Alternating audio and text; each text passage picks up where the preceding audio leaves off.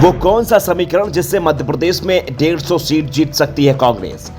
किस रीजन में कांग्रेस को दिखाना 2018 में कहां दिखी थी कमजोर?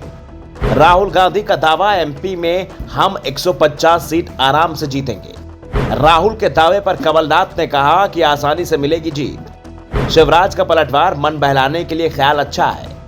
मध्य प्रदेश में विधानसभा चुनाव 4-5 महीने में ही होने हैं। चुनाव को लेकर कांग्रेस और बीजेपी अपनी रणनीति बनाने में जुटे हुए हैं। निशाने पर 230 सीटें हैं, लेकिन दावे ऐसे हो रहे हैं कि 350 सीट भी कम पड़ जाएंगी। सोमवार को कांग्रेस नेताओं की दिल्ली में बैठक हुई थी। एमपी कांग्रेस के दिग्गज नेता भी बुलाए गए थे। मीटिंग के बाद राहुल गांधी ने दावा कर दिया कि कर्नाटक में हम लोग 136 सीट जीते थे, मध्य प्रदेश में 150 जीतेंगे। वैसे कर्नाटक में कांग्रेस को 136 नहीं बल्कि 135 सीट मिली थी, लेकिन यह भी सच है कांग्रेस को बड़ी जीत मिली थी और मध्य प्रदेश के लिए पार्टी 150 सीटों का टारगेट लेकर चल रही है। राहुल की बातों का कमलनाथ ने भी समर्थन किया और दावा किया है कि राहुल गांधी ने जो कहा उतनी सीट कांग्रेस आसानी से जीत जाएगी। 150 सीटें तो कम से कम कांग्रेस को मिलेंगी, संख्या इसके ऊपर ही जाएगी। तो दूसरी ओर मध्य प्रदेश में सीएम और बीजेपी नेता शिवराज सिंह चौहान ने तंज कसते हुए कहा कि मन बहलाने के लिए ख्याल अच्छा है। इसके साथ ही शिवराज ने दावा किया कि एमपी में बीजेपी इस बार 200 से ज्यादा सीटें जीत रही है।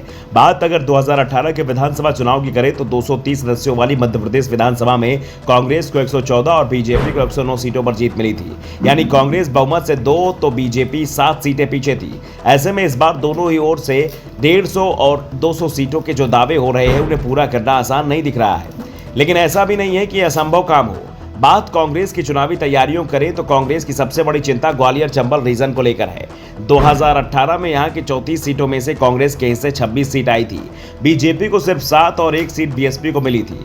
बाद में सिंधिया ने जब कांग्रेस छोड़ी तो इसी रीजन से कांग्रेस के सबसे ज्यादा विधायक बागी हुए थे। कांग्रेस को उम्मीद है कि सिंधिया की बगावत के कारण यहाँ के लोगों में गुस्सा है और पार्टी अपना पुराना प्रदर्शन फिर से दोहराने में कामयाब रहेगी।